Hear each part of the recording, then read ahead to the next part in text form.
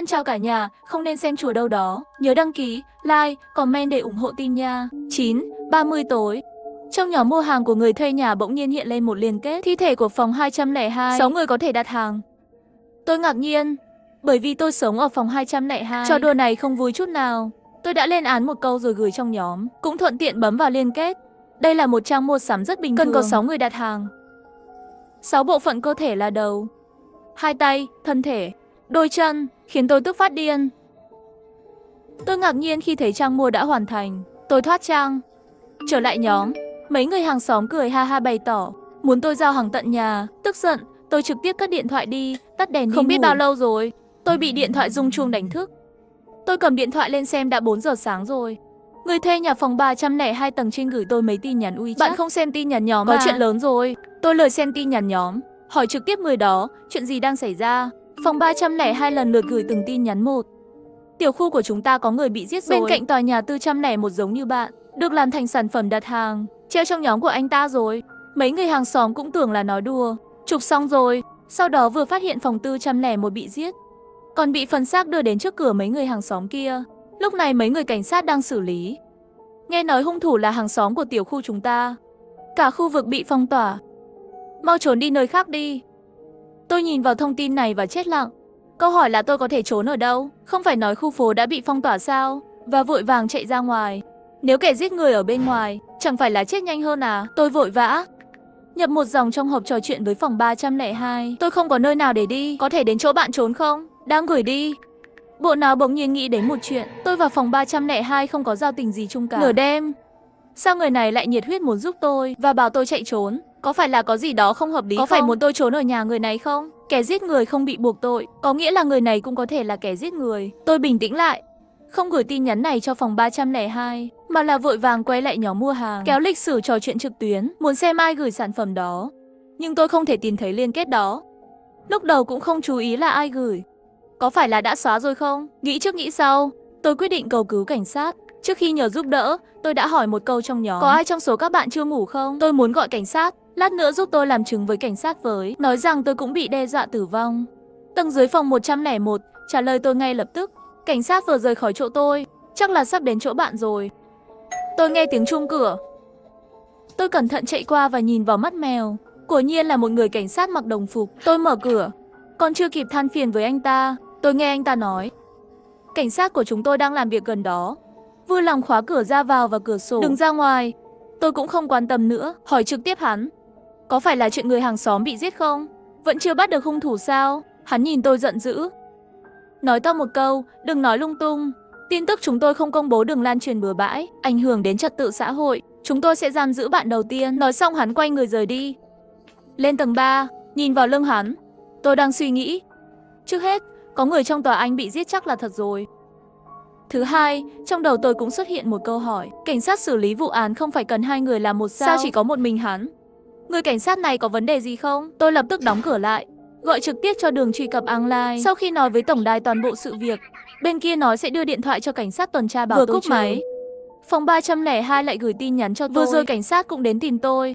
Bạn đã giải thích tình hình của bạn cho anh ấy chưa? Tôi nghĩ ngợi, cẩn thận trả lời hắn. Có phải anh ta là cảnh sát giả không? Không phải cảnh sát không thể một mình xử lý vụ án sao? Phòng 302 lập tức trả lời tôi, xử lý vụ án là không được, nhưng nếu đến thông báo là được rồi. Tôi sửng sốt, chẳng lẽ là tôi hiểu lầm rồi sao? Phòng 302 lại gửi một tin nhắn nữa. Các nhóm trong khu phố của chúng ta đều bị phong tỏa. Cô không thấy sao?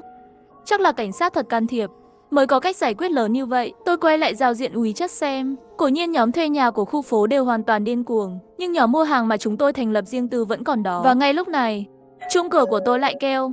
Quả nhiên vẫn là người cảnh sát đó. Tôi vừa mở cửa, anh ta hét to: cô đừng có làm loạn, được không? Gọi 110 không làm gì, gọi cũng là chuyển qua cho tôi. Tôi đã nói rồi, yên ổn ở nhà ngủ, chúng tôi rất bận. Sau một lời phàn nàn, hắn giận dữ quay đi. Nhưng tin nhắn WeChat tiếp theo của phòng 302 lại khiến tôi càng hoảng sợ. Cảnh sát bây giờ rất bận rộn, tốt nhất đừng gây rối với họ. Bởi vì theo tình hình mới nhất tôi biết được, thi thể của người chết trong tòa nhà anh là hàng xóm tự lấy. Tôi đã bị sốc. Cái gì gọi là hàng xóm tự lấy? Chính là 6 người hàng xóm đến nhà chết người đó, sau đó lấy tay chân về nhà. Câu trả lời của phòng 302 khiến tôi sợ hãi. Tại sao lại xuất hiện chuyện điên rồ như vậy? Nhưng cũng có thể giải thích tại sao thái độ của người cảnh sát không tốt, bởi vì bây giờ họ cũng rất bận. Mọi thứ thật kỳ diệu. Người hàng xóm tốt bụng bỗng nhiên biến thành kẻ giết người, còn mang thi thể về nhà. Cái quái gì vậy? Không, tôi phải lo lắng. Tôi cũng sẽ bị hàng xóm giết và phân xác. Vì vậy, không có kẻ giết người, phải không? Người dùng đặt hàng sẽ hóa thân thành kẻ giết người. Khi tôi tỉnh táo lại, khi tôi thấy tin tức mới nhất bật lên trong nhóm mua hàng theo nhóm, cảnh sát đi rồi. Cửa tầng 1 cũng bị khóa, không ra được nữa. Là tin nhắn từ phòng 101. Câu nói này của hắn thật nhìn có vẻ như đang thông báo tình hình hiện tại, nhưng tôi lại đọc được một ý nghĩa khác. Anh ta đang thông báo cho những người khác có thể tấn công tôi sao? 9:30 tối. Trong nhóm mua hàng của người thuê nhà bỗng nhiên xuất hiện một chuỗi liên kết của phòng 202. 6 người có thể đặt hàng. Tôi thấy lạnh toát sống lưng.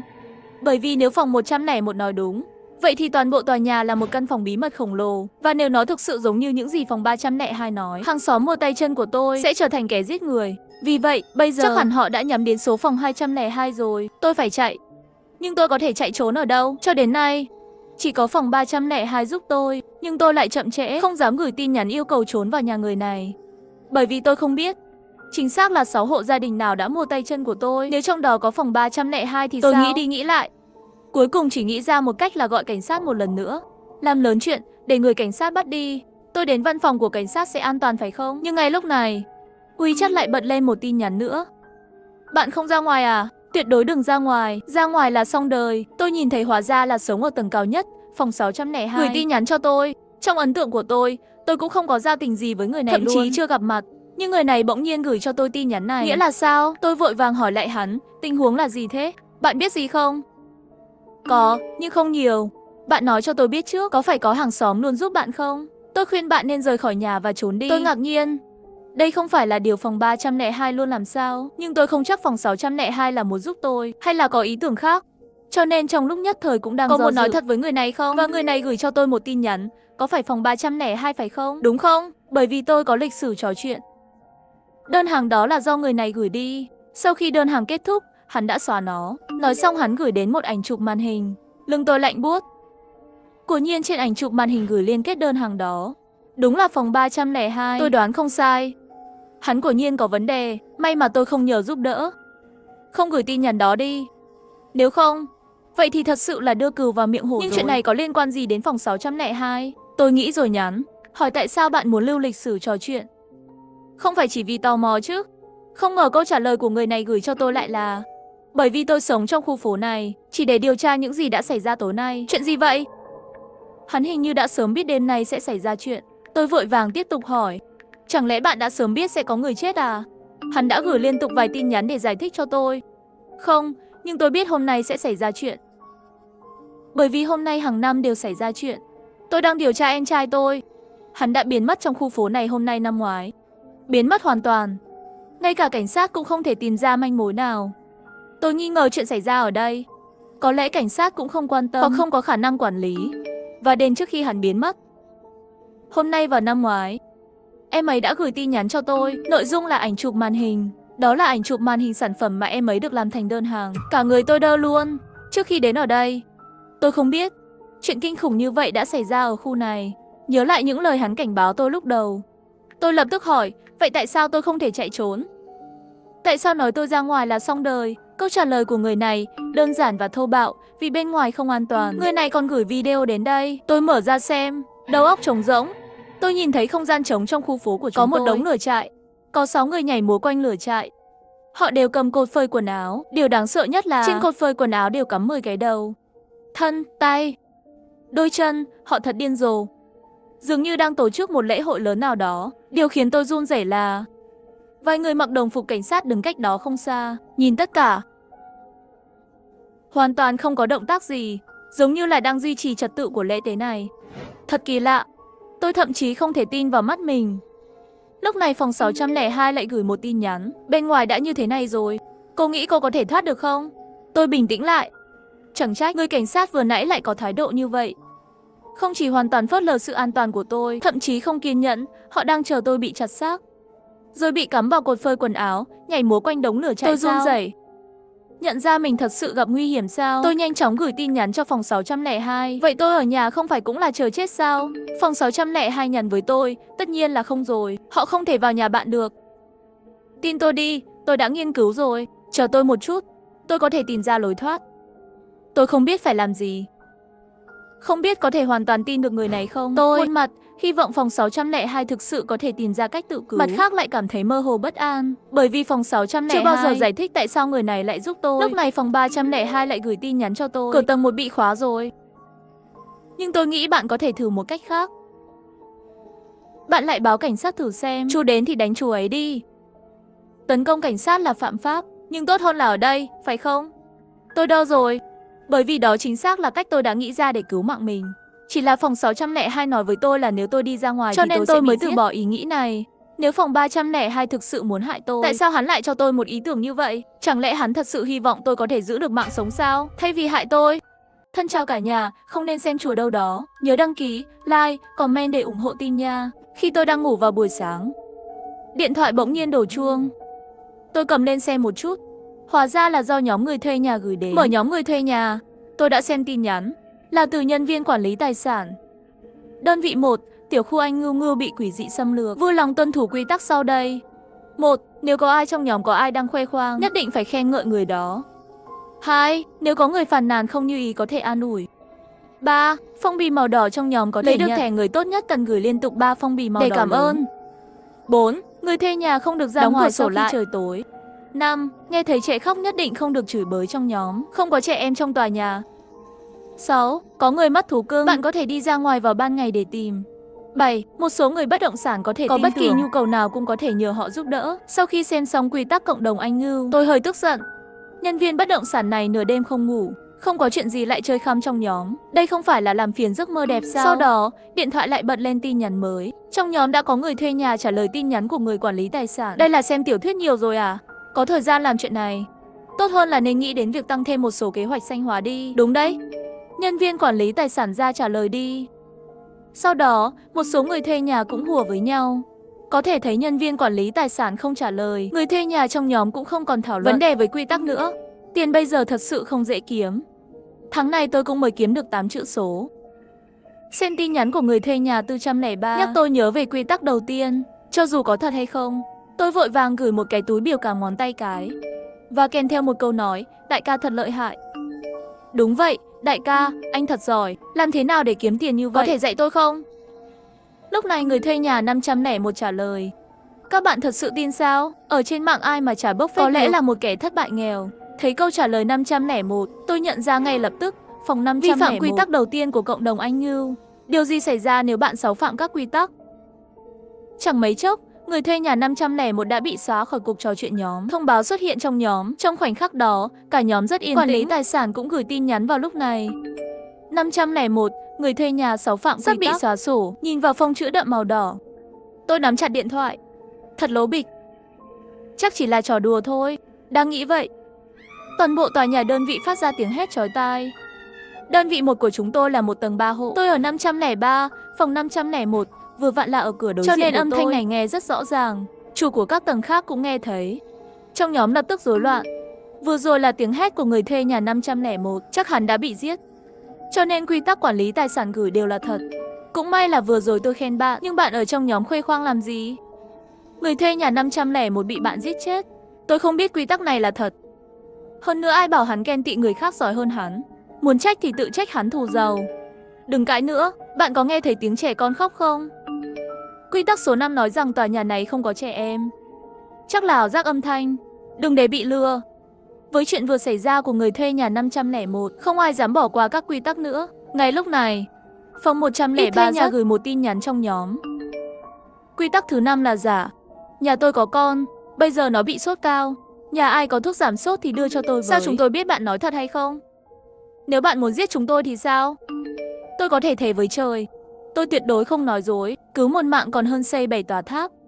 Xin mọi người giúp tôi đi mà. Phòng 103 nói xong, đặt hình ảnh của một em bé béo. Gửi trong nhóm.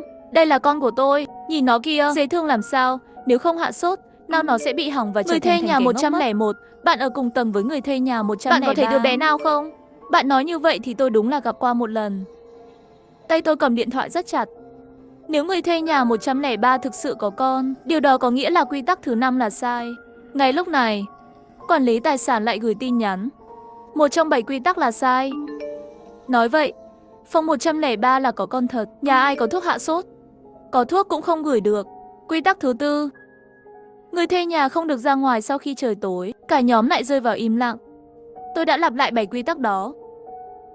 Sau khi trời tối, người thuê nhà không được ra ngoài. Nhưng người quản lý tài sản là được. Và điều thứ 7 nói, bất động sản có một số người có thể tin tưởng. Có bất kỳ nhu cầu nào cũng có thể nhờ họ giúp đỡ. Tôi vội gửi tin nhắn trong nhóm. Người thuê nhà 103, theo điều 7 của quy tắc, bạn có thể tìm kiếm sự giúp đỡ của người quản lý tài sản. Được rồi, cảm ơn phòng 503. Tôi sẽ liên hệ với quầy lễ tân của quản lý tài sản. Đợi đã. Quy tắc thứ 7 nói rằng một số người có thể tin tưởng trong nhóm quản lý tài sản. Nói cách khác, cũng có một số không thể tin tưởng được. Vậy tôi tìm quầy lễ tân hay là tìm bảo vệ giúp? Điều này chúng tôi cũng không chắc chắn. Bạn tự chọn đi. Tôi thường nói chuyện với cô gái nhỏ ở quầy lễ tân. Cô ấy rất thân thiện, tôi sẽ gọi cho cô ấy. Sau đó nhóm lại yên tĩnh trở lại. Không lâu sau, rất nhanh trong hành lang vang lên tiếng bước chân. Sau đó là tiếng gõ cửa. Có vẻ như người thuê nhà của phòng 103 đã chọn đúng. Chắc là quầy lễ tân của quản lý tài sản đến đưa thuốc cho người thuê nhà này. Khi tôi thở phào nhẹ nhõm, trong hành lang lại có tiếng hét chói tai. Người thuê nhà của phòng 103 giống như người thuê nhà của phòng 501 đã bị xóa khỏi nhóm người thuê nhà. Cả tòa nhà đang hoảng loạn. Ban đầu, mọi người đều nghĩ là nhân viên quản lý tài sản đang chơi khăm với mọi người. Là trò đùa mà thôi. Nhưng cho đến khi hai người thuê nhà không tuân thủ các quy tắc, sau khi bị xóa sổ, mọi người đều sợ hãi. Phòng 103 chọn nhầm rồi. Nói cách khác, trong quy tắc thứ 7, quầy lễ tân không đáng tin cậy. Chờ đã, tôi vừa xem qua mắt mèo. Gõ cửa phòng 103 không phải là quầy lễ tân mà là nhân viên bảo vệ. Lời nói của phòng 101 khiến mọi người lại rơi vào hoảng loạn. Nếu những gì người thuê nhà 101 nói là sự thật, điều đó có nghĩa là người thuê nhà 103 đã nói dối trong nhóm trước đó. Người này nói gọi cho lễ tân, thực ra là gọi cho bảo vệ. Nhưng nếu người thuê nhà 101 nói dối thì sao? Ngay lúc này, quản lý tài sản lại gửi một tin nhắn trong nhóm. Một đơn vị có tổng cộng 15 hộ, khi còn lại một hộ cuối cùng, quy tắc sẽ được dỡ bỏ. Tin tức này chắc chắn là để mọi người tự giết lẫn nhau. Mà lời nói của người thuê nhà 101 lúc này càng nghi ngờ hơn. Lúc đó trong nhóm yên tĩnh rất kỳ lạ. Không được, nhóm này thật sự quá tà, tôi muốn rút lui. Nhưng khi tôi nhấp vào thoát khỏi cuộc trò chuyện nhóm, nhưng làm sao cũng không thoát lại được. Hơn nữa trên màn hình còn bật lên gợi ý, nếu bạn nhấp vào thoát khỏi trò chuyện nhóm một lần nữa, bạn sẽ bị xóa. Tôi đã sợ hãi ngay lập tức, không dám đi bấm lại để thoát khỏi trò chuyện nhóm. Ngay lúc này, người thuê nhà của phòng 403 gửi một phong bì màu đỏ trong nhóm. Bởi vì tôi thường thích cướp phong bì màu đỏ, không cần suy nghĩ nhiều, tôi đã mở phong bì màu đỏ. Nhưng sau khi mở ra tôi đã hối hận, bởi vì quy tắc thứ 3 là người cướp lấy phong bì màu đỏ cần gửi liên tiếp 3 phong bì màu đỏ lớn để cảm ơn. Và tôi là người cướp giỏi nhất. Nhưng phong bì màu đỏ bao nhiêu tiền thì được coi là phong bì màu đỏ lớn. Nếu gửi nhầm, người tiếp theo bị xóa sổ là tôi. Bộ não của tôi đang chạy nhanh. Chìa khóa của mọi thứ đều ở trên chữ to này. Nếu nó chỉ theo nghĩa đen, tôi có phải sẽ ghi chú của 3 phong bì màu đỏ đều đổi thành phong bì màu đỏ 3 chữ lớn là được rồi. Nhưng cũng có thể cái này lớn là đề cập đến số tiền tôi nên gửi như thế nào. Khi tôi do dự, quản lý tài sản đã bắt đầu đếm ngược trong nhóm. Tích tắc, nếu 10 chữ số này đến xong tôi vẫn chưa gửi bao lì xì, vậy thì tôi chắc chắn sẽ bị xóa sổ. Liên quan đến tính mạng, tiền đều là vật ngoài thân. Bây giờ không phải là lúc để tính toán. Sau đó tôi gõ nhanh trên màn hình điện thoại. Cuối cùng trước khi đếm ngược kết thúc, gửi 3 phong bì màu đỏ. Sau khi gửi phong bì màu đỏ, tôi nhắm mắt lại không dám nhìn điện thoại. Sau 1 phút chờ đợi, phát hiện xung quanh và bản thân không có gì khác thường. Tôi mở mắt ra và nhìn vào điện thoại. Thấy tôi không bị xóa khỏi cuộc trò chuyện nhóm. Cuối cùng tôi cũng thở phào nhẹ nhõm. Gửi phong bì màu đỏ trong nhóm có giới hạn. Ban đầu trong nhóm có 15 người. Bởi vì người thuê nhà 501 và 103 bị xóa trò chuyện nhóm, hiện trong nhóm có 13 người. Giới hạn phong bì màu đỏ cho một người là 200 nhân dân tệ. Phong bì màu đỏ lớn nhất tôi có thể gửi cùng một lúc. Số tiền là 2.600 nhân dân tệ để thỏa mãn chữ to kia. Vì vậy, tôi đã đặt 2.600 nhân dân tệ cho cả 3 phong bì màu đỏ. Lần này tôi đoán đúng rồi. Nhưng lúc này tôi cũng phát hiện phong bì màu đỏ tôi gửi đi không ai nhận cả. Bởi vì mọi người đều sợ thao tác nào không đúng sẽ bị xóa sổ. Cho đến khi thời gian trôi qua 5 phút sau, chủ phòng của 401 mở phong bì màu đỏ của tôi. Có người đầu tiên, những người phía sau cũng liên tục mở phong bì màu đỏ. Đại thần phòng 401, bạn giỏi thật đấy. 3 cái phong bì màu đỏ bạn đều đưa số tiền rất lớn. Tôi đã gặp chủ phòng của 401 vài lần. Một phụ nữ trung niên ngoài 50 tuổi. Cô ta rất kẻ sỉ, luôn thích lợi dụng người khác, là điển hình thà bỏ mạng không bỏ tiền. Ngay khi tôi mở phong bì màu đỏ, muốn xem khi mọi người hút bao nhiêu tiền, bỗng nhiên phát hiện một chuyện lạ. Ban đầu chỉ có 15 người thuê nhà. Sau khi 501 và 103 bị xóa sổ, hẳn là còn 13 người thuê nhà. Thêm vào đó, nhân viên quản lý tài sản phải là 14 người. Bây giờ lại thiếu một người. Vì vậy, tôi vội vàng đi kiểm tra biệt danh của nhóm. Quả nhiên, người thuê nhà của phòng 303 đã Chẳng lẽ là 303 6 phạm quy tắc bị xóa bỏ sao? Điều đó cũng không đúng. Bởi vì khi bị xóa, quản lý tài sản đều sẽ nhắc nhở trong nhóm. Và phòng 303 không bị xóa. Làm thế nào anh ta thoát khỏi nhóm người thuê nhà? Xem ra bây giờ muốn sống sót, ngoài việc tuân thủ các quy tắc, phải có cách khác.